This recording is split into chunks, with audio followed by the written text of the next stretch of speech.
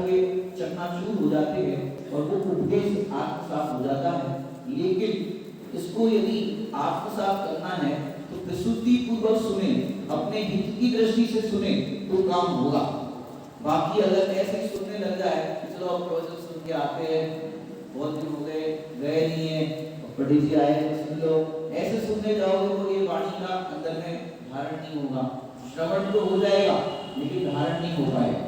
तो ये गुरुवर का जो उपदेश है वो सचमुच तत्काल बोधक है। ये तत्काल ही आपके हित पर दृष्टि करा सकता है।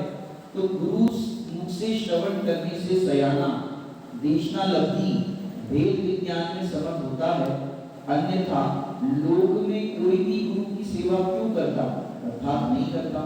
यदि आप खुद ही पढ़ करके सयाने हो जाओ तो फिर यहाँ आने की क्या जरूरत है, चैतन्य जी स्वाध्याय करने की क्या जरूरत है, खुद ही पढ़ के अगर तैयार हो जाए तो। यहाँ कह रहे हैं कि कई चीज ऐसी होती है, आप स्वयं स्वाध्याय करो पढ़ो तो वो चीज क्लिक नहीं हो पाती। और प्रवचन सुनते हैं, वो प्रवचन में वो बात आती है, वो बात पता भी होती है कई चीज, लेकिन वो क्लिक हो जाती, वो चीज क्लिक हो जाती प्रवचन में। क्योंकि यहाँ जब आप बैठते हो सुनने के लिए तो विशुद्धि से बैठते हो कि हमें कुछ समझना है। शौक शब्द लगती क्या होती है, समझ में आना, ये शौक शब्द लगती है, और समझ नहीं आना ये विशुद्धि लगती है। अगर विशुद्धि नहीं होगी तो समझ में नहीं आ सकते। यहाँ पर समझ नहीं आए हो तो आप विशुद्धि लेकर के आए, और समझ में आना ये एक शौक शब्द लगती है। आपकी शौक शब्द लगती है, पात्रता है, उससे शौक शब्द लगती से समझ में आता है, और समझ नहीं आना ये विशुद्धि लगती से होता है। तो यहाँ पर सुनने आए हो तो विशुद्धि लेकर के आए हो, लेकिन विशुद्धि लब्धि अलग चीज है और विशुद्धि अलग चीज है। सुनने की विशुद्धि अलग है और सुनकर के धारण करने की विशुद्धि अलग है। देशना लब्धि, देशना लब्धि, देशना और लब्धि सब लोगों को देशना तो मिलती है, लेकिन लब्धि किसी किसी को हो पाती। लब्धि मतलब प्राप्ति, 5 लब्धि होगी ना, 5 लब्धि पूर्वक सम्यक दर्शन होता है। तो देशना माने देखो दिव्य ध्वनि फिर रही है और कई लोग बस सुन रहे हैं। जैसे आपको दृष्टांत दे कि घड़ा होता है, घड़ा उल्टा करके रखा हो तो बरसात तो हो रही है, उस घड़े पे छींटे भी गिर रहे हैं, लेकिन वो घड़े में कितना पानी आएगा, और उल्टा रखा है तो पानी नहीं आएगा। बरसात तो हो रही है लेकिन घड़ा उल्टा है, उसके अंदर धारण नहीं हो पाएगा जल का। ऐसे ही दिव्य ध्वनि की बरसात हो रही है लेकिन यहाँ घड़ा उल्टा है, मान्यता विपरीत है, और उसको विपरीत मान्यता को बदलने के लिए वैसी विशुद्धि नहीं है, उस देशना को ग्रहण करने की वैसी उसकी सामर्थ्य नहीं है। तो वो कह रहे हैं देशना तो हुई, बरसात तो हुई, लेकिन उसके इस घड़े के अंदर वो धारण नहीं हुआ। ये भी घड़ा है, इस घड़े के अंदर धारण नहीं हुआ। तो कह रहे हैं देशना इस जीव ने अनंत बार सुनी, लेकिन देशना लब्धि नहीं हो पाई, प्राप्ति नहीं हो पाई। तो अपन कहते हैं प्रायोग लब्धि तक हुआ कि भाई उतना जितना ग्रहण करने योग्य था उतना ग्रहण किया, लेकिन आगे वो कार्य जो मुनि योग्य है, 5 तक की पूर्व समय दर्शन होता है, उसकी प्राप्ति नहीं हो पाई। तो देशना माने श्रवण करना और उस श्रवण को धारण करना, ये दोनों चीज अलग अलग है। बहुत सालों से सुन तो रहे हैं, देशना तो मिल रही है लेकिन देशना लब्धि नहीं हो पा रही। यदि पढ़ करके यदि हो जाए तो गुरु की सेवा कौन करेगा, उसके अंदर ये बात बतानी है। इसलिए श्रवण का भी महत्व है, देशना का बहुत महत्व है। शेर की पर्याय में 2 मुनि राजों ने उस शेर को उपदेश दिया, और वो शेर साफ तत्व नहीं जानता था, धर्म की कोई चाल में कुछ नहीं जानता था, लेकिन सुना, सुन करके समा गया, कहने के लिए भी नहीं रुका, सुना तो समा गया। ऐसे ही सुनने के बाद चिंतन मनन अपने आप होने लगता है। जैसे कल मैंने बुद्धगुण आचार्य देव का एक प्रसंग सुनाया था ग्वालियर की पर्याय का, उसने मुनिराज का उपदेश सुना, सभी भगवान है और भगवान बन सकते, ये सुना। अब सुन करके आया, रात को नींद नहीं आई, सभी भगवान है, मैं भगवान और भगवान बन सकता हूँ। यदि भगवान बन गया मेरी गैया कौन चराएगा, और वो चिंतन चलता रहो ग्वालियर के जीव को, बुद्धगुण देव के जीव को। अब ये सुन करके अंदर में मैं भगवान बन सकता हूँ, अंदर में कितनी कुमारी उसको हुई। और हमारे वर्तमान के भरत सिंह के ऐसे समर्थ आचार्य हुए बुद्धगुण आचार्य देव, तो जो हमें भगवान आत्मा, देखो एक बार उन्होंने सुना भगवान आत्मा, तो हमें बार बार हर गाथा में भगवान आत्मा बता रहे बुद्धगुण आचार्य ऐसी अद्भुत महिमा है कि जब जब जीव के जीवन में किसी भी प्रकार का परिवर्तन आता है तो किसी ना किसी के उपदेश से आता है। आप देख लेना, पढ़ करके जितना परिवर्तन नहीं आएगा आपको, उतना आपको किसी की वाणी से वो चीज समझ में आ जाएगी, वो परिवर्तन आएगा। छोटी से छोटा परिवर्तन भी सुनने से आता है। तो यहाँ पर देखिए, गुरुमुख से श्रवण करने से सयाना, तो कैसे ये देशना लगती है, गुरुमुख से वाणी सुनते हैं तो देशना लगती होती है। वेद विज्ञान में समर्थ होता है कि हमारा कई बार आपने देखा होगा कि प्रवचन सुनने आए, आप प्रवचन सुना तो जो प्रॉब्लम आपके दिमाग में चल रही है, जो घर में क्लेश चल रहा है, जो किसी के साथ संबंध चल रही है, कुछ भी प्रकार का बाहर का प्रसंग चल रहा है, और उसका समाधान प्रवचन में आता है। हम दुखी हो रहे हैं इस बात को लेकर के, और प्रवचन में बताया जिस दुख के कारण तो दुखी हो रहा है, शुद्ध स्वभाव, तेरे में वो दुख है ही, शरीर नहीं है, कर्म नहीं है, कसाई नहीं है, पाप का उदय नहीं है, प्रतिकूलता नहीं, तेरे में है ही नहीं, शुद्ध स्वभाव तेरे में है ही, इसलिए सुनने ये प्रॉब्लम सॉल्व हो जाती है। किससे हो? सुनने से हो। यदि आप सुनो ही नहीं, प्रॉब्लम कहाँ सॉल्व होगी? उसमें भी क्या होता है, अगर आप प्रवचन सुनते हो या पढ़ते हो, तो पढ़ते समय अब 2 लाइन पढ़ी और घर में से तो कोई प्रश्न बन गया हो, पढ़ते पढ़ते वहां दिमाग चला जाएगा। अब देखो आंख स्वाध्याय के बाद हम उसको ठीक करते हैं, उसने हमें ये बात सुनाई, हम उसको 4 बात सुनाएंगे, हम ऐसा करेंगे, हम ऐसा करेंगे। अब ग्रंथ तो खुला है, अब ग्रंथ की 2 लाइन पढ़ी और कहां से कहां पहुंच गए, ऐसा होता है। प्रवचन में क्या होता है, नाना प्रकार के पॉइंट बदलते रहते हैं, बीच बीच में दृष्टांत आते रहते हैं, तो उपयोग जुड़ने का स्थान रहता है, उपयोग जुड़ जाता है, और हमारी जो प्रॉब्लम होती है उसी की बात प्रवचन में आ जाती है, सॉल्व हो जाता है। भाई सास बहू की लड़ाई हो रही है, बात हो रहा है, दिराज जेठानी की हो रही है, यहाँ कह रहे पूर्व में तुमने ऐसे कर्म बांधे थे, इस कारण से हो रहा है। विश्व में अन्याय नहीं होता, जो होता है तुम्हारे कर्मोदय के अनुसार होता है। समाधान हो गया। अब किसको दोष दे, तुम्हारा ही कर्म का उदय है, ये तो खाली इंटिमेशन बताने आया है, सामने वाला बताने के आया है कि मेरा कर्म का उदय है, मैं तो मात्र निमित्त हूं। जब ये बात प्रवचन में सुनते हैं तो प्रॉब्लम सॉल्व हो जाती है। हम किसी को दोष नहीं देते, पर को दोष देना नहीं है, तो ऐसा समाधान हो जाता है। और यहाँ पर कह रहे हैं वेद विज्ञान में समर्थ होता है, जितने जितने लोग वेद विज्ञान करना सुनते हैं, सुनने के बाद वेद विज्ञान का अवसर होता है। मैंने एक लाइन आप 6 लाइन पढ़ो, कोई भी लाइन पढ़ो तो कितना आप उस पे विचार कर सकते हो। और प्रवचन एक ही लाइन पर चलता है, एक लाइन पर एक चीज पर प्रवचन होता है, उसमें कितना विषय मिलता है, विचार करने के कितने बिंदु मिलते हैं। तो आप जैसे एक लाइन है, धन समाज गज बाज राज तो काज न आवे, ज्ञान आप को रूप भय फिर अचल रहा। अब इतनी लाइन आपने पढ़ी, अब कितना सोच पाओगे उसमें? अब लाइन पढ़ी, चलो आगे बढ़ो, आगे बढ़ो, आगे बढ़ो, आगे बढ़ो, अपन पढ़ के आगे बढ़ जाते हैं। लेकिन प्रवचन में उस पर व्याख्यान होता है, इस पे चर्चा होगी, धन समाज गज बाज राज को काज नामे। जिस धन के पीछे हम दौड़ रहे हैं वो काम नहीं आएगा। तुम्हारा अगर ज्ञान होगा, वेद विज्ञान होगा, वही काम बनेगा।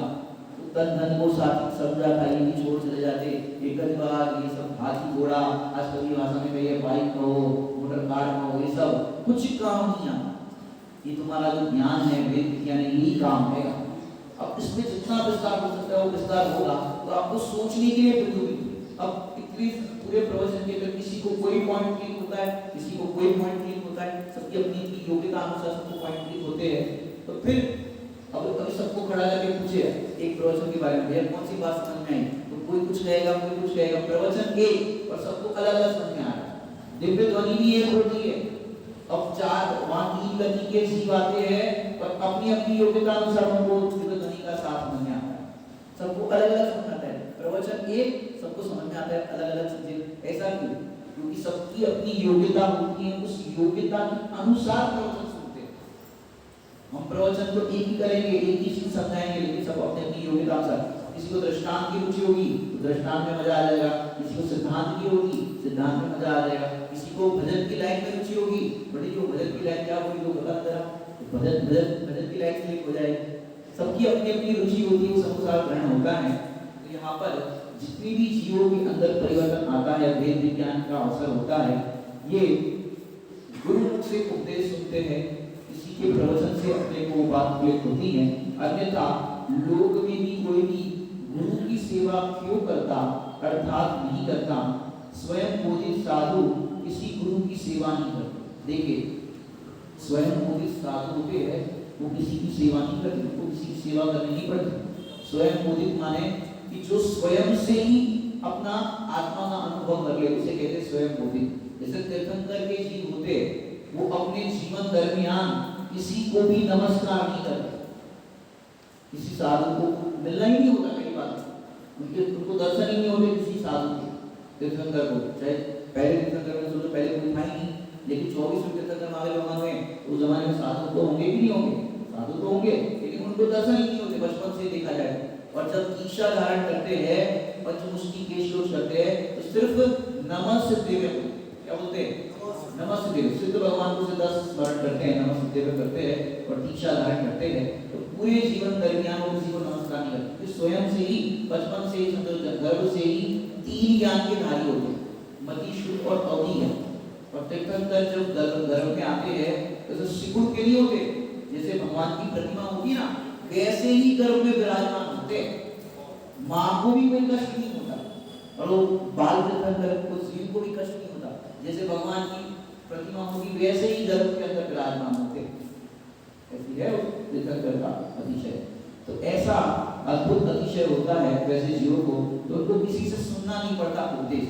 उनको पाठशाला जाना पड़ता होगा तीर्थंकर के जीव को, जैसे महापुरुष होते हैं, पाठशाला जाना पड़ता होगा। बोलो भैया 7 तत्वों के नाम रटो, याद करके दिया तो बोला 7 तत्व, ऐसा होता है उनको? अरे उनको रटना नहीं पड़ता, किसी से सीखना नहीं पड़ता, स्वयं बोधित होते हैं, अपने से ही उनको अपना ज्ञान हो जाता है। तो ऐसे स्वयं बोधित साधुओं को किसी की सेवा नहीं करनी पड़ती। लेकिन कोई चीज सामान्य दीक्षा ले, उसको तो गुरु की सेवा करनी पड़ती। अब गुरु की सेवा कैसे करनी पड़ती बताओ? गुरु की सेवा कैसे की जाती है? सेवा नहीं जानते, सेवा कैसे करते हैं गुरु की सेवा? बड़े पंडित साहब एक बार बोले, सुमन जी भाई साहब, पंडित साहब को बोले, पंडित साहब सेवा करिए। आप सेवा करने का अर्थ क्या समझते हो? हाथ पैर दबा दे, आपका सिर दबा दे, आपके भैया बच्ची कर दे, ये सेवा करते हैं। बड़े पंडित साहब बोले, अच्छा सेवा करोगे, एक काम करो, तुम्हारे भी हाथ पाँव नहीं है, हमारे भी हाथ पाँव नहीं है, अब सेवा करो। हम भी आत्मा है, तुम भी आत्मा है, अब सेवा करो। कैसे करोगे? हाँ, कैसे सेवा करोगे? कि हम भी आत्मा और तुम भी आत्मा। कि भाई सेवा क्या होती है? एक तो अपन बाहर की सेवा जो समझते हो तो है ही, लेकिन जैन शासन की सेवा करो, गुरु की सेवा करो, कि भाई तुम अपने जीवन में स्वाध्याय करना, प्रमाण मत करना, ही गुरु की सेवा। तुम रसना इंद्रिय के वश कुछ ऐसी चीजें मत खा लेना जिससे तुम्हारा स्वास्थ्य खराब हो जाए। अब स्वास्थ्य खराब होगा तो गुरुओं को विगत होगा, अरे हमारे शिष्य को तबीयत खराब हो गई, उनकी ऐसी हो गई। अब दूर रहकर, अगर दूर है स्वास्थ्य खराब हो जाए और पता चले गुरुजनों को कि स्वास्थ्य खराब हो गया, तो गुरुओं को कष्ट होगा, अरे जैन शासन की प्रभावना रुक गई, शिष्य का स्वास्थ्य खराब हो गया, तो उनको कष्ट होगा। दूर रह करके कि अपन रसना इंद्रिय पे कंट्रोल करें, अनाप शनाप चाहे कुछ नहीं खाए, बेमेल भोजन नहीं करें, इससे स्वास्थ्य खराब हो जाए। जब जैसा लगे वैसा भोजन करें, ऋतु अनुसार भोजन करें, स्वास्थ्य के अनुकूल भोजन करें, कितनी मेहनत हो रही, क्या हो रही, उस अनुसार भोजन करें, गरिष्ठ भोजन ज्यादा ना करें। इस तरह से पूरा ज्ञान लेकर के यदि करें तो क्या होगा कि अपना स्वास्थ्य भी अनुकूल रहेगा। स्वास्थ्य अनुकूल रहेगा, हमारे गुरुजन भी निर्विकल्प रहेंगे कि चलो उनका स्वास्थ्य अनुकूल है, दिन शासन की प्रभावना हो रही है, आराधना हो रही है। ये दूर रह करके भी गुरुजनों की सेवा। बच्चे को अपने हॉस्टल में पढ़ने के लिए भेज दिया समझो, अब वो बच्चा दूर रह करके माता पिता की सेवा कैसे करेगा? घर में रहे तो चलो सेवा कर रहे, हाथ पैर दबा नहीं करते, दूर रह करके भी माता पिता को विकल्प ना हो। आप पढ़ाई के लिए भेजा है, पढ़ाई कर रहे नहीं है, मस्ती कर रहे, घूम रहे, पी रहे, खा रहे, पी रहे, और एग्जाम का रिजल्ट आया 0 आ रहे, फेल हो रहे, तो माता पिता की सेवा हुई कि नहीं हुई? कि नहीं हुई? वहां दूर रह करके भी उनको निर्विकल्प रखना, माता पिता को किसी तरह का विकल्प ना हो तुम्हारे आचरण से, तुम्हारे किसी तरह से, तो ये उनकी सेवा। जैसे जैन शासन की सेवा करना है तो कैसे करना? बोलो, जैन शासन की सेवा कैसे करना? वे जो जिन शासन के कहे गए तत्व है, जिन शासन का जो वचन है, उसके अनुसार अपना जीवन शैली बनाना। अगर उसके अनुसार नहीं है तो फिर लोग क्या कहेंगे? अभी रास्ते में देख रहे थे महावीर चाट नाम लिखा है, तो ठीक ठीक है महावीर चाट आपने नाम लिख दिया, और फिर लिखा है आलू चाट, और फिर मेनू लिखा है आलू आलू, नाम रखा है महावीर, और फिर उसमें आलू भी करा है। वो बताओ जैन शासन की प्रवाह हो रही, अरे वैसे काम करते हो वैसा भेजते हो, कम से कम महावीर का नाम लेकर के तो मत करो। ये पूरा बता है महावीर चाट, महावीर भगवान का क्या संदेश, आलू चाट का बताओ। माने अपने तीर्थंकरों के नाम रखते हो, जैन शासन का कोई नाम रखते हो, आलू बेच रहे हो, पता नहीं क्या क्या बेचते रहते हो, तो यह ऐसा नाम मत रखो। पहले तो ऐसा व्यापारी मत करो, क्या कह रहे ऐसा व्यापारी मत करो। अब कोई दुकान है किराने की, जनरल स्टोर है, ये वो महावीर स्टोर से एक बीड़ी लेकर के आना, महावीर स्टोर से वो गुटखा लेकर के आना। अब महावीर का नाम ले रहे, जहां महावीर का नाम ले वहां व्यसन छूट जाते, महावीर का नाम ले वहां भोजन भोजन जो है वो छूट जाता है। और कोई को बुलाए, ये गाँव नाश्ता करने आ जाए ना, महावीर चाट पे आलू चाट का ऑर्डर दिया है, तो महावीर का नाम लेकर के आलू चाट आए, वो कैसा जैन? पहले तो ऐसे अपनी आजीविका होनी ही चाहिए, वो तो दूर कर लेना ऐसी आजीविका। क्योंकि देखो अभी हम विदेश में गए थे, वहां पर जो साधर्मी थे उनका बिजनेस था स्टील के बर्तन और ये सब चीजें होती ना उसका था। अब उनकी दुकान पर एग कटर बिकता था, क्या बिकता था? एग कटर, अंडा काटने का मशीन था। जब उन्होंने पुरुषार्थी का स्वाध्याय किया, प्रवचन सुना, ये सब किया, तब उन्होंने सोचा कि ऐसा व्यापार भी नहीं करना चाहिए। उनके पास थोक का बिजनेस था, एग कटर बहुत सारे रखे थे, हजारों लाखों के भी हो सकते, जितनी जो व्यवस्था हो। आपके पास तो 100 200 500 का भी माल हो तो भी सोचने के लिए क्या करें इतना बेच देंगे, आगे फिर नया नहीं खरीदेंगे। उन्होंने वो सारे एग कटर, अब विदेश में रह रहे, वहां पर जीवों के ऐसे पढ़ना, सारे एग कटर तुड़वा, जो इंस्ट्रूमेंट था ना उसका, सारे तुड़वा करके फेंक, ऐसे नहीं कि किसी और को दे दे या फिर कहीं ऐसे ही फेंक दे, ऐसे साबुत ही फेंक, साबुत फेंक देंगे तो उसका यूज करने वाले वो उठा कर करेंगे, वो सारा माल उन्होंने तुड़वा दिया और फेंक दिया। सोचो ऐसे परिणाम वाले जीव होते कि जब पता चला कि भाई जैनियों को ये चीज बेचनी ही चाहिए, नहीं बेचा, अब जैनी होकर के ब्रेड बेच रहे हैं, जैनी को होकर के क्या बोलते हैं सब चीजें बाजार में बिस्किट वगैरह बेचते हैं। अरे अपना कैसा व्यापार होना चाहिए, आप पड़ोस रावलाचार्य जी में जैनियों की आजीविका कैसी होनी चाहिए, जैनियों का जीवन कैसा होना चाहिए। पैसा कमा रहे हैं, इसमें प्रॉफिट ज्यादा है, गुटखा में इसमें पता नहीं क्या क्या चीजें बेचते हैं, इसमें प्रॉफिट ज्यादा है। अरे यहाँ पर क्या है कि भले तुम्हें लगता हो उसमें प्रॉफिट ज्यादा हो, लेकिन जैन शासन के विरुद्ध कोई कार्य करने की कहे तो आपको प्रॉफिट भी छोड़ देना, हमें नहीं चाहिए ऐसा प्रॉफिट। बाजार ऐसी सब चीजें बेच, देखो अपक्ष भोजन तो जैनी करे नहीं, और अपक्ष चीजों का व्यापार भी ना करे। चमड़े का व्यापार कर सकते हो जैनी, चमड़ा बेचते ये अपना छूते तक नहीं है, उसका व्यापार कहां से करे? आजकल तो सब व्यापार ऐसे हो गए, बेल्ट बेच रहे चमड़े का, ब्रांडेड चीजें बेच रहे, पर्स बेच रहे हैं। भैया पता होना चाहिए कैसा क्या करना चाहिए व्यापार। व्यापार भी ऐसा करो जिसमें पाप बंध कम। हालांकि व्यापार आदि कार्य में पाप बंध होता है, आरंभ की क्रिया है, उद्योग जो क्रिया है, पाप बंध होता है, लेकिन कैसा करना चाहिए? देखो आप न्याय नैतिकता से और पूरे आगम के अनुकूल करने जाओगे ना तो पुण्य आपका बढ़ेगा, और ऐसा पुण्य बढ़ेगा कि आपकी दुकान बंद हो जाएगी। क्या कह रहे? ऐसा पुण्य बंद होगा कि दुकान बंद हो जाएगी। ठीक है, हम तो दुकान खूब चलाना चाहते हैं, एक शोरूम खोला तो दूसरा खोलना चाहते हैं, अरे दुकान बंद हो जाएगी मतलब तुम्हें दुकान चलाने की जरूरत नहीं पड़ेगी। धन्य कुमार जैसा खूब भरा हुआ हमें मिलेगा, फिर करना ही नहीं पड़ेगा, सुबह से शाम तक लगे रहते। नहीं पर कितना खूब व्यापार होगा। खाली एक सोच आपकी जीवन, एक सोच आपका पूरा जीवन बदल देगी। बहुत का आपका संसार समुद्र का किनारा आ जाएगा। तो आहार दान का परिणाम देखो, तो धन्य कुमार का कितना ऐसा परिणाम था, अब उसको देखो तो कहीं कुछ करना ही नहीं पड़ रहा है, एक परिणाम आपका पूरा जीवन बदल देगा। वो भाई साहब देखो विदेश में एक तरफ सारे डुबा दिया, सोचो वो तो कर दिया जो करना था, तो उस परिणाम से कितना पुण्य बंद होगा। और भी जो चीजें हमें समझ में आ रही वो चीजें भी वो कि ये नहीं करेंगे। तो देखो विदेश में भी लोग इतने तत्व ज्ञान से प्रभावित होकर के अपने जीवन शैली बदल रहे हैं, और हम गांव में रह करके सब संस्कृति के बीच रह करके महावीर चाट और फलाना क्या क्या बेचते रहते हैं। तो भैया ऐसा हमारे जीवन में नहीं होना चाहिए, क्योंकि गुरुओं का उपदेश तब सुना कहलाएगा कि जब हमारे जीवन में कुछ परिणाम आए, कुछ परिवर्तन। 8-10 दिन का अपना कार्यक्रम हुआ, पहले दिन से जब प्रोग्राम हुआ और लास्ट दिन जब होगा, अगर आपके जीवन में कोई परिवर्तन ही नहीं आया तो हमारी देशनाथता की कोई काम आई? पहले भी आप ऐसे ही थे, अभी भी ऐसे हो, क्या फर्क है? जीवन में कुछ परिवर्तन आना चाहिए। ये सब समागम परिवर्तन के लिए होते हैं, कुछ सीखने के लिए होते हैं। यदि कुछ सीख नहीं पाए तो ऐसा हो गया 10 दर्शन पर्व, अष्टानी का पर्व आते हैं चले जाते हैं, हम ज्यों के त्यों रह जाते। देशना तो पढ़ी, अपने लिए सुनने के लिए पढ़ी, लेकिन सच में ये देशना किसके लिए कार्यकारी है? कि जो उस उपदेश को सुने उसके लिए कार्यकारी है। लेकिन हम उस उपदेश को सुनकर के आत्मसात नहीं करें, वो देशना लब्धि भी नहीं होती है। ऐसा यहाँ पर बहुत ही सुंदर निमित्त की उपयोगिता का सूत्र यहाँ पर कथन किया गया है कि यदि गुरु की सेवा करे बिना ही हमें सब कुछ प्राप्त हो जाता तो दुनिया में कोई गुरु की सेवा ही नहीं करता। अभी समझो में हम यहाँ प्रवचन करने आए हैं, आपको पंडित जी प्रवचन सुना दो, भोजन आप अपना बना देना, भोजन आप अपना देख लेना, हम खाली प्रवचन आपको सुनना चाहते हैं। ऐसा होता है कभी?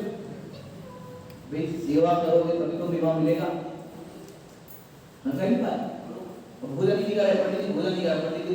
अरे ऐसे जमाने थे भैया, जब फूलचंद सिद्धांत शास्त्री वगैरह हुए ना, एक पंडित जी गांव में बुलाया था, गए धर्मशाला में रुके, भोजन समाज प्रवचन सुन के चली जाती है। जब वैसा माहौल था तो जब तक तो यानी नहीं थे लोग, तो प्रवचन सुन के चले जाते। वो पंडित जी धर्मशाला में रुके, कोई भोजन कराने की नहीं पूछी पंडित जी को। पंडित जी गर्मियों के दिनों में गए थे, बाजार से आम लेकर के आए, पूरी आम बना करके खाते थे और कुटिया वहां पर बाहर ऐसे देखते थे। तो पड़ोस की महिला ने देखा कि पंडित जी रोज यहाँ जाते हैं, समाज के लोग पूछते नहीं, और उस पड़ोस की अजय महिला को कहा, पंडित जी भोजन आपका ये हमने कर लिया। उनने फिर वो समाज के लोगों को बोला ऐसे ऐसा बात में बात हुई, तब कुछ नहीं हुआ। उल्टा वो जब चले गए तो धर्मशाला का वो किराया अपने पोस्ट कार्ड लगा, पंडित जी आपका धर्मशाला का किराया बाकी। सोचो ऐसा जमाना था, सोचो मतलब तब तो यहाँ सब सुनना चाहते थे लेकिन सेवा नहीं करना चाहते थे। ये तो जब ऐसे नारायण स्वामी जैसे हुए, पूज्य गुरुदेव जी जैसे हुए, तब समझ में आया कि क्या होता है। माने गुरुदेव जी की प्रवचन के अंदर आप सुनोगे तो सेठों को तो कहते थे ए सेठ, सर सेठ हुकमचंद जी को भी ए सेठ, श्याम प्रसाद जी जो थे बोलते थे 40 करोड़ की पैदा से 40 करोड़ का इनका प्रॉपर्टी है, ये है, इतना कमाते हैं ये सेठ। यदि स्वाध्याय नहीं करोगे तो मरीने ढोल बनोगे, नियत बनोगे, ऐसा कहते थे। और 15, 16, 20 साल के डॉक्टर हुकमचंद जी भारी साहब ये सब होते थे, उनको तो पंडित जी समझ में आता है, उनको पंडित जी कहते थे और उनको सेठ कहते थे।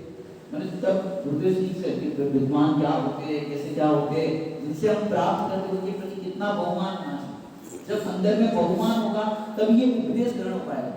अरे पंडित जब सुमन प्रकाश जी भाई साहब जब हस्तिनापुर तरफ गए थे तो खतौली एक गांव पड़ता है, तो खतौली गांव वालों ने निमंत्रण दिया कि पंडित जी आना है। और पंडित जी मंदिर में दर्शन करने के लिए गए, तो फिर एक दिन प्रवचन सुनने गए, बोले पंडित जी आप वहाँ की भाषा थोड़ी खड़ी बोलिए, क्योंकि पंडित जी आए, पंडित आया है, कौन आया कि पंडित आया है, तो बोले कौन है, एक लौंडा सा है, तो वहाँ की कैसी भाषा है, बोले ऐसे। मैंने दौर कैसा चलता था सोचो, मैंने कोई सेवा करना नहीं चाहता था, फिर मेवा कहाँ से मिले, कहाँ से तत्व ज्ञान बोलो कि विनय विशुद्धि नहीं हो, सेवा बहुमान नहीं हो तो नहीं होता। बच्चों के लिए भी कहना चाहिए, टीचर अगर हमलाता हो, उसकी थोड़ी बोलने की ऐसी हो और बच्चे मजाक उड़ाते, अरे वो टीचर आ गए, वो टीचर आ गए। यदि आप टीचर के प्रति बहुमान नहीं रखते, टीचर के प्रति अरे भैया ये बच्चे नहीं समझा दिए नहीं, जब आपका माइंड ऐसा सेट होता है कि टीचर अच्छा नहीं पढ़ाते, हमारी समझ नहीं आता है, तो आपको कभी भी नहीं समझ में आएगा। अगर आप समझनी, मैंने अभी शुरुआत में कहा, समझ में आना ये शोषण लब्धि, समझ नहीं आना ये विशुद्धि लब्धि। विशुद्धि लेकर के जाओ, उसी क्लास में वो टीचर 100 बच्चों को पढ़ा रहा है, उसी में सिर्फ फर्स्ट सेकंड थर्ड विद्यार्थी आ रहे हैं और फेल होने वाले भी हैं। अब बताओ टीचर वही है, ये सब अपनी अपनी योग्यता से ग्रहण करते हैं। जितना जितना आप बहुमान विनय भक्ति से सुनोगे उतना आपको ग्रहण होगा। यहाँ कह रहे हैं कि जो बिन सुने सयानो हुई, कि बिना सुने कोई सयाना हो जाता तो कोई गुरु की सेवा करता ही नहीं। तो गुरु की सेवा करते हैं, विनय भक्ति से उनका उपदेश सुनते हैं, उनको उपदेश क्विकली उस चीज को समझ जाते हैं, वो चीज को जल्दी से ही वो चीज समझ में आ जाती है। आपने देखा होगा पुराने जमाने में कहते थे विद्या विनय से आती, हाँ विद्या ददाति विनय, कि जब आपको विनय होगी विद्या देने वाले के प्रति, ग्रंथों के प्रति बहुमान होना, तो अपने आप ही मैंने देखो पूज्य गुरुदेव जी को कहो, तारण स्वामी जी को कहो, किसने पढ़ाया हो? पूज्य गुरुदेव जी का तो सामने उदाहरण है, उनको किसने पढ़ाया? ग्रंथ लेकर के स्वयं पहली बार समय साल के हाथ में आया और जब गाथाएं पढ़ी, यह तो अशरीरी होने का शास्त्र है, ये उद्गार उनके निकले, और गड्ढों में बैठ करके एकांत में कितनी बार, हजारों बार पढ़ा जो हमेशा अपने जीवन दरमियान, और शास्त्र सभाओं में 19-19 बार उन्होंने पढ़ा। और हर बार हर वर्ष में देखोगे दिगंबर संतों ये तो गजब काम कर्યું છે। दिगंबर संतों की वाणी, उसके आगे आखा जगत भरे पानी। अब इतना बहुमान से पढ़ते थे, अपने आप उसके रहस्य खुलते गए, ऐसी ऐसी वाणी खुलती गई। पुराने जमाने में आप लोगों ने भी देखा होगा, ये जो ग्रंथ है ना 14 ग्रंथ सिर्फ पूजे जाते थे, सब पूजा करते थे चले जाते थे, स्वाध्याय होता ही नहीं था। ऐसे समय साल की आदि ग्रंथ की पहले बस पूजा होती थी उसकी, लेकिन शास्त्र स्वाध्याय फिर शुरू हुआ, तत्व ज्ञान की क्रांति फैली। तो ये बिना सुने पढ़े यदि कोई सयाना हो जाए तो कोई गुरु की सेवा नहीं करता, स्वयं बोधित साधु किसी गुरु की सेवा नहीं करता, ऐसा यहाँ पर बताया है। मैंने गुरु की सेवा का यहाँ महत्व बताया गया है कि उनका उपदेश सुनना है, उनकी सेवा करो, सेवा करोगे तो आपको उपदेश दिया, सेवा उनको करानी नहीं है, गुरु को सेवा नहीं करानी, समझना जरा ध्यान से, गुरु को सेवा नहीं करानी। तुम्हें यदि मार्ग समझना है सरलता से, तो प्रसुद्धि से तुम उनकी सेवा करोगे तो तुम्हें अपने आप मार्ग समझ में आएगा, एक एक चीज समझ में आएगी। अब सेवा में होता है मुनिराजों को विहार कराना, तो विहार कराते समय ये सेवा हो रही है, उनको मार्ग आप करा रहे हो, लेकिन उसमें आपको सीखने मिल रहा है कि मुनिराज विहार करते हैं तो कैसे करते हैं, चार हाथ आगे की भूमि को देख करके चलती है तो व्यवहार का कथन, अपने को आत्मा देखते देखते देखते चलते हैं तो रास्ते में जितने भी जीव अगर आते हैं वो भी आत्मा दिखते, उनका रक्षा का भाव होता है, शट्टाए जीवना हनन्ते यदि जरा वो सब हिंसा करे तो कैसे वो अहिंसा का पालन करते करते कैसे चलते हैं, ईर्ष्या शक्ति पूर्वक कैसे चलते हैं, ये सीखने मिलता है। गुरु की सेवा उनको गुरुओं को नहीं करानी, मुनिराजों का आहार दान कराते हैं, पंडित जी को भोजन कराते हैं, तो पंडित जी को भोजन नहीं करना है, पंडित जी या मुनिराज का जब आहार कराते हैं तो हमको सीखने मिलता है कि बिना आसक्ति के कैसे भोजन किया जाता है। नमक नहीं है तो वैसे ही भोजन कर लिया, मिल जाए कर लिया, नहीं मिला तो नहीं किया, कैसे रस परित्याग किया जाता है ये उनसे सीखा जाए। अंतराय आ गया तो भोजन को चीज छोड़ दी, कैसे ये किया जाता है ये सीखा जाए। और अपन को तो अंतराय क्या आता है, नहीं आता, टीवी चालू है और खा रहे रोटी, और अंतराय कहाँ से आएगा? देख करके शोधन करके भोजन करे तब तो पता चले कि क्या हो रहा है। अब टीवी रात को 10 बजे 12 बजे भोजन करे तो ठिकाना ही नहीं है समझो। भैया जैसी है तो जैनियों के जो कर्तव्य है वो होना चाहिए, हर चीज लॉजिकली आप समझ सकते हो, हर चीज ज्ञानों के अंदर बताई गई है। कुछ लोग मैं जब जॉब करता था लगभग 2010 की बात होगी, 10-11 की, हम सोनगढ़ गए थे। सोनगढ़ में एक कलीग की शादी थी, हमारे साथ जो काम करते थे, तो वहाँ पर पूरे कंपनी के सब स्टाफ गए थे, हमारे बॉस भी गए थे। तो अपना भोजन तो वहाँ सोनगढ़ में जो होता है अपनी समिति में वहाँ भोजन हो गया था, और फिर उन लोगों का शादी पार्टी का भोजन हो रहा था, वहाँ उपस्थिति देनी रहती तो चले गए थे। तो हमारे बॉस बोले लेकिन पुराने जमाने में तो लाइटें वगैरह नहीं हुआ करती थी, बट जीव आती है वो आकर के गिरते थे, ये समझ में आता है। आजकल इतनी लाइटें है, ये है, रात को करना चाहिए भोजन, उल्टा दिन में भोजन कर लेते हो। और उनका यहाँ बोलना उतने में ही लाइट गोल होना। मैंने मोबाइल निकाला और टॉर्च उनके प्लेट के आगे गई, सर अब बोलिए, बोले भगवान ने तुम्हारी बात सुन ली। मैंने कहा रात में नहीं करना चाहिए, लाइट गोल तुरंत ही हो गई। तो भैया खुद विचार करो, रात्रि में कितनी जीव राशि आती है, आप खुद ही देखते हो। बरसात के दिनों में देखो अभी कितने जीव आते हैं, और दिनों में तो दिखते तक नहीं है, रात में खाए। हमने एक दिन बताया अक्षय कुमार इतना बड़ा फिल्म स्टार जिसे आप बड़े कहते हैं, उसने भी कहा रात्रि भोजन नहीं करना चाहिए, वो नहीं करता है। और हम कौन से हो, तो हमें तो सब चलता है, जैनी होकर के क्या सब चलता है, तो भैया ऐसे जैनी हमें नहीं चाहिए।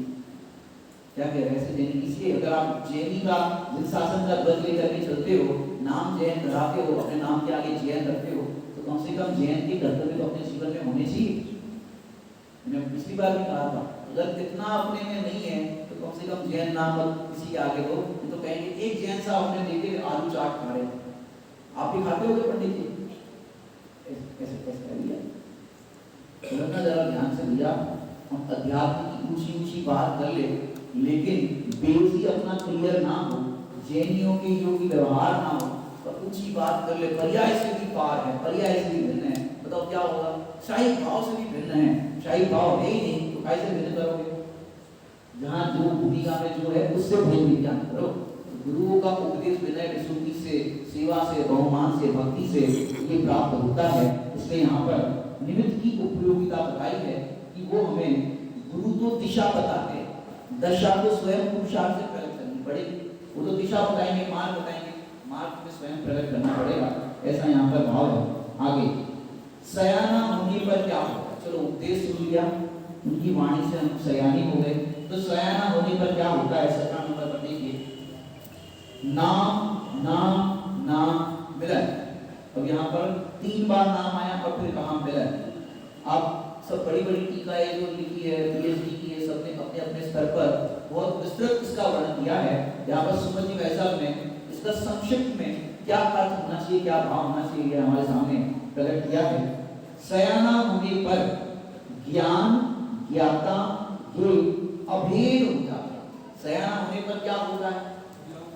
ज्ञान ज्ञाता ये अभेद हो जाता है। ये छठी डाल के अंदर क्या आता है? ज्ञान ज्ञाता ये योजना में देखते हैं, तो यहाँ पर ज्ञान ज्ञाता और ये, अब 3 चीज यहाँ पर दिखाई।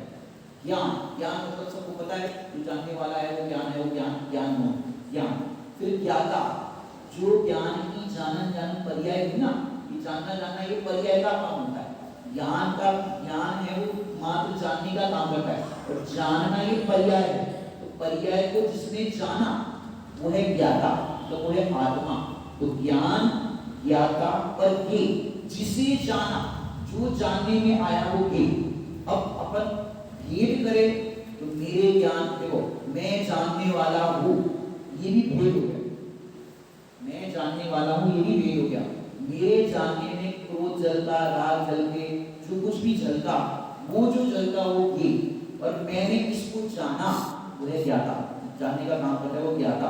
और किससे जाना? ये ज्ञान से जाना। जो आपने बाल पोथी अगर पढ़ी हो, मैं जीव हूँ, मेरे में ज्ञान है, मैं ज्ञान से जानता हूँ, ज्ञान से जानता हूँ। किसको जानता हूँ? ये को जानता हूँ।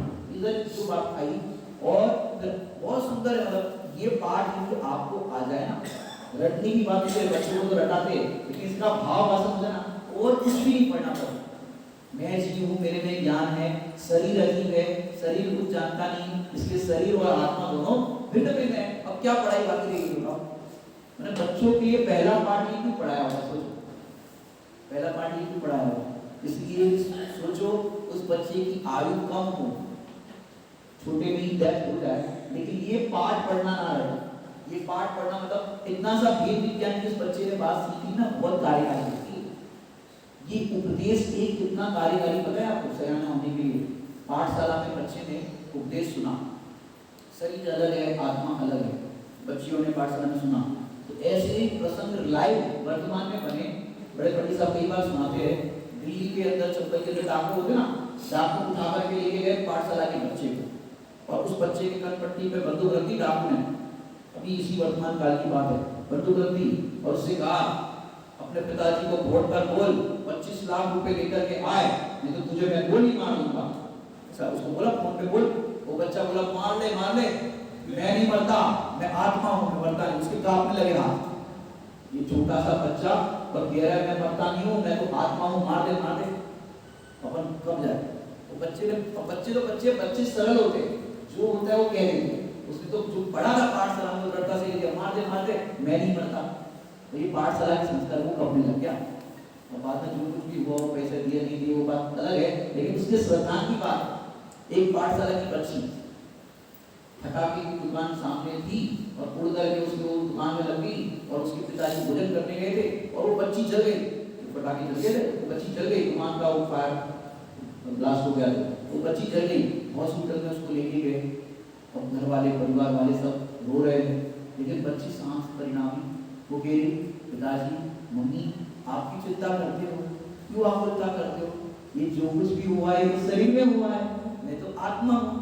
आप मुझे पाठशाला में जो विनती सुनाई वो विनती सुनाओ, समाधि वरण का पाठ सुनाओ वो वाली विनती सुनाओ। अब छोटे छोटे बच्चे पहली बार उपदेश सुना और कितनी दृढ़ता कितनी की, और अपना जरा सा सिर दर्द हो जाए तो पूरे घर को सिर पे लेके बैठ गए, जरा सा कुछ हो जाए ये हो जाता है। अरे भैया जो हमने पढ़ा है सुना है ये भेद विज्ञान का अवसर देने के लिए ये प्रतिकूलता है। ये छोटे छोटे एग्जाम आते, आपके छोटे छोटे टेस्ट होते, ये अगर बुखार आया, सिर दर्द हुआ, दिमाग में घाटा हो गया, ये आपकी परीक्षा है कि आपने जो पढ़ा था वो अप्लाई कर रहे हो कि नहीं कर रहे हो। फिर बड़ी बड़ी बीमारियां आई, अब छोटे में ही आप दुखी हो रहे हो, छोटे में ही आपका ये हो रहा है, तो बड़ी परीक्षा कैसे दोगे। यानी धर्मात्मा बड़ी परीक्षा देने के लिए तैयार होते तो उनके लिए बड़ी परीक्षा होती। तो भैया उपदेश सुन करके सयाने होते, तो सयाना होने पर क्या होता है कि ज्ञान, ज्ञाता और ज्ञेय ये तीनों चीज अभेद। फिर ऐसा जब सयाना होता है, सयाना मतलब ज्ञान होता है, ज्ञान होने के बाद ये ज्ञान है, मैं उसका ज्ञाता हूँ, ये इस तरह से कोई भेद रहता ही नहीं, अभेद हो जाता है। जैसे शादी हो जाती है तो शादी की सबको प्रोसेस पता है, सगाई होगी, शादी होगी, फेरे होगी, भावरे पड़ेंगे, सब पड़ेंगे। अब ये सब हो गया, ये विधि पूरी पता है भेद से।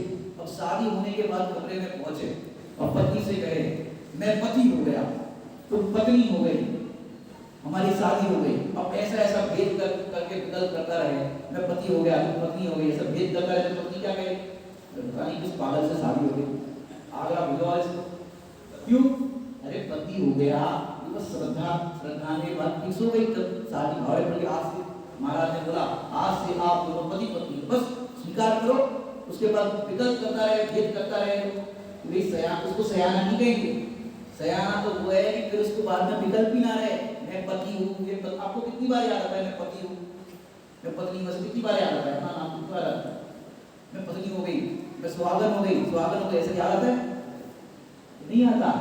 जब सयाने होते हैं, जब उस संबंधी ज्ञान होता है, फिर उस जाति का विकल्प ही नहीं रहता। ऐसे जब ये सयाना को ज्ञानी होते हैं तब ज्ञाता हूँ, ये मेरे ज्ञान में भेद रख रहे हैं, मैं इसको जान रहा हूँ, ऐसा भेद ही नहीं होता, अभेद अनुभूति होती है। तो सयाने होने पर ज्ञान और ज्ञाता के अभेद हो जाते हैं और फिर कह रहे रत्नत्रय प्रकट होते हैं, विकल्प करने वाले को नहीं होंगे, निर्विकल्प, जहाँ ज्ञान ज्ञाता के भेद ना दिखाई दे और अभेद आत्मा दिखाई दे, वहां पर निर्विकल्प अनुभूति होती है और वो निर्विकल्प अनुभूति का नाम है सम्यक दर्शन। किसी भी तरह का विकल्प ना रहे। कैसा? पहले पूर्व भूमिका में भेद के विकल्प होंगे, जो कोडरमणि साहब ने कहा सविकल्प से निर्विकल्प दशा। जब जब जीव को सम्यक दर्शन होगा या आत्मा में जब वो उपयोग लगाएगा, उसके पूर्व में यही विचार होंगे, मैं आत्मा हूँ, ज्ञानादि गुणों का स्वामी हूँ, इस तरह से विचार होंगे। लेकिन वहां से विकल्प हट करके बस मैं तो हूँ, उसी में उपयोग ढल जाएगा, ये होगी अभेद अनुभूति। लेकिन पूर्व में सविकल्प दशा होगी, लेकिन सविकल्प दशा से निर्विकल्प दशा, मतलब सविकल्प करते करते निर्विकल्प हो जाए, ऐसा नहीं। वहां से उपयोग हटेगा तो निर्विकल्प दशा होगी। तो रत्नत्रय प्रकट होते हैं। अथवा अब दूसरे यहाँ पर शब्द ये है, शब्द में, अर्थ में और ज्ञान में का विषय एक ही हो जाता है। नए ये विकल्पात्मक है, जितने भी नए होते हैं वो विकल्पात्मक होते हैं, और अनुभूति जो होती है वो निर्विकल्पात्मक है। अब यहाँ पर तीन नए बताए गए हैं, शब्द ने, अर्थ ने और ज्ञान। जैसे बोर्ड के ऊपर लिखा मोबाइल, तो बोर्ड पे लिखा है वो भी मोबाइल है। बच्चों के हाथों में खेलने वाला जो होता है, छैया छैया बजता है, वो आता है मोबाइल, वो भी मोबाइल है। और ये भी मोबाइल है। अब देखो तीन तरह के मोबाइल होते, एक बोर्ड पे लिखा है वो शब्द वाला मोबाइल, और एक खिलौने वाला मोबाइल, या फिर शब्द पढ़ करके आपके दिमाग में जो आया अर्थ वाला मोबाइल, जो आपके दिमाग में आया वो अर्थ वाला मोबाइल। और फिर शब्द ने, अर्थ ने और ज्ञान में जो आया आपको, जैसे मोबाइल शब्द सुना, ज्ञान में आपको मोबाइल आया, ये मोबाइल माने ऐसा होता है, तो वो ज्ञान का मोबाइल होता है। और ये जो है वो है अर्थ मोबाइल, ये जिससे अपना प्रयोजन सिद्ध होता है, बातचीत करने के लिए जो काम आता है वो है अर्थ का मोबाइल। तो जब शब्द पढ़ते हैं आत्मा, तो आत्मा शब्द समझते ही क्या याद आया? आत्मा देखा है आप लोगों ने? आत्मा, आत्मा शब्द, ये शब्द को पढ़ा आत्मा, ग्रंथों में पढ़ के आत्मा, शुद्ध आत्मा। तो शुद्ध आत्मा से क्या समझ में आया? उसका अर्थ भाग पहले तो वो ज्ञान में आना चाहिए, और ज्ञान के बाद वो प्रयोजन की सिद्धि वाला आत्मा कैसा है वो आना चाहिए। बाकी सब चीजों में जैसे कैची कहूँ तो कैची शब्द, तो कैची शब्द से सबको अपने घर की कैची दिख रही थी ज्ञान, और ज्ञान को भी करा देता नहीं है, घर में कैची लगी यहाँ बैठे बैठे दिख रही। तो कैची शब्द, ये कैची शब्द हो गया, ज्ञान में जो दिख रही वो कैची हो गई।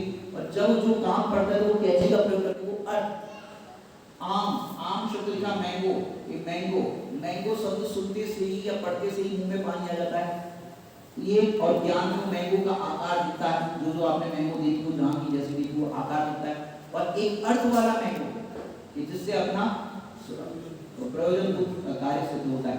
तो ऐसे शब्द में, अर्थ में और ज्ञान में का विषय एक ही होता है। अब देखो जैसे पूछा भोजन में क्या बना रहे हैं, मैंगो का रस बना, एक बात हो गई। अब ज्ञान में दिख रहा है मैंगो का रस कैसा हो, और अर्थ में जब आप भोजन करने बैठोगे वो कटोरी में रस दिखेगा। अब जब आप उसका स्वाद लेते हो, मैंगो का रस लेते हो, तब शब्द याद आता है कि मैंगो का स्पेलिंग MANGO होता है। फिर मैंगो का आकार ऐसा होता है, हाफूस कैरी का आकार ऐसा होता है, ऐसा होता है। ये कटोरी के अंदर कितने ग्राम रस है, ऐसा ऐसा विकल्प होता है कि जब आप उस मैंगो के रस का स्वाद लेते हो तो उसका स्पेलिंग याद नहीं आता, शब्द याद नहीं आता, वो ज्ञान के अंदर कैसा उसका आकार है। क्योंकि रस सामने होगा तो उसका आकार नहीं होगा, आपको मैंगो का आकार नहीं होगा। कटोरी में तो रस है, तो मैंगो का रस है, वहां पर उसका आकार नहीं दिखेगा। यहाँ पर तो मैंगो शब्द का भी कुछ स्पेलिंग नहीं दिखेगा, ना ही वो ज्ञान में उसका आकार दिखेगा, ना ही कोई अर्थ का वो बात दिखेगी। वहां से बस उस मैंगो का स्वाद लेते हैं। ऐसे ही यहाँ पर भी अपने को आत्मा का स्वाद लेना है, आत्मा, शुद्धात्मा। हाँ भैया, इसमें आपको कहूँ मैं प्रमत भी नहीं अप्रमत भी नहीं, एक क्या है भाव। कहाँ है, कहाँ है, कहाँ पर? समय सार, मैं प्रमत भी नहीं हूँ अप्रमत भी नहीं हूँ, एक क्या है भाव। ये कहाँ पर है? समय सार में। कौन सी गाथा में? छठी गाथा में। अब बता रहे मैं प्रमत भी नहीं हूँ अप्रमत भी नहीं हूँ, एक क्या है भाव है, तो शब्द खोज रहे छठी गाथा समय सार में। मैं प्रमत भी नहीं हूँ अप्रमत भी नहीं हूँ, एक क्या है भाव, यहाँ देखना है। और उसको गाथा दिख रही, शब्द दिख रहे हैं, वहां पर वो लिखा है, यहाँ ये लिखा है, यहाँ पर ये दिखना चाहिए, एक क्या है। वो अर्थ नहीं होगा, वो प्रयोग की सिद्धि होगी।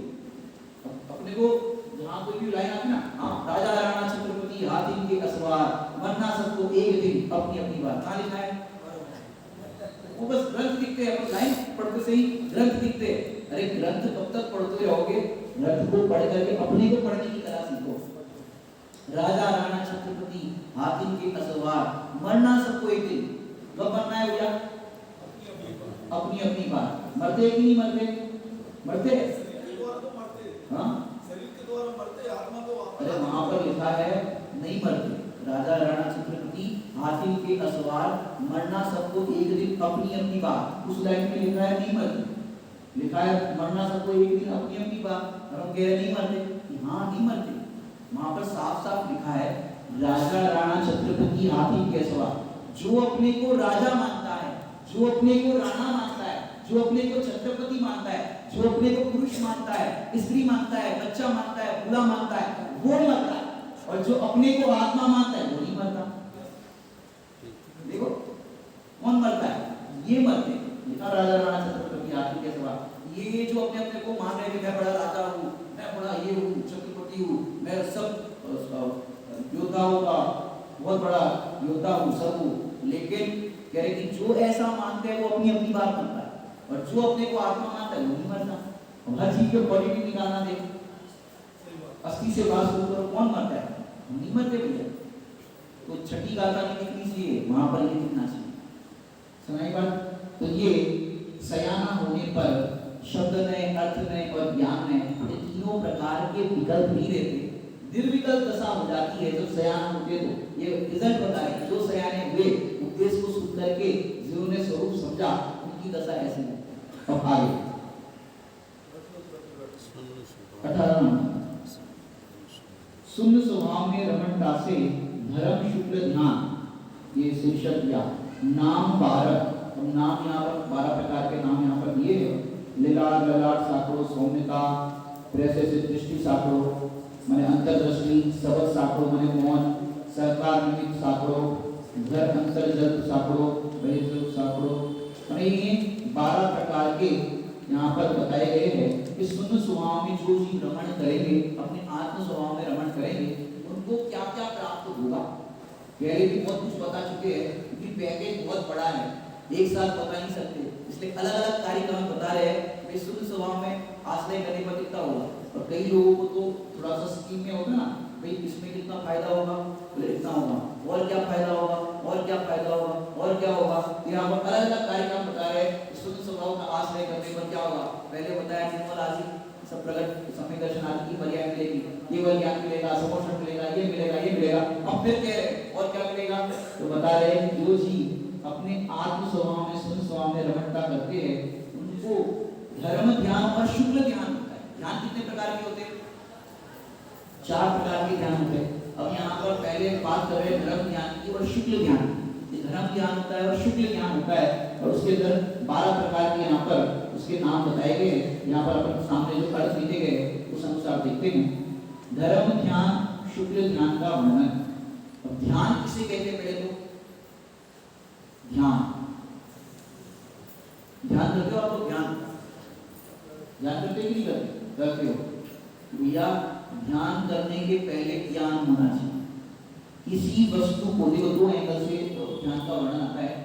जैसे मैंने मोबाइल को देखा तो पहली बार देखा, ये हो गया ध्यान, और इसी मोबाइल को देखते रहना, एकाग्रता से देखते रहना, इसका नाम है ध्यान।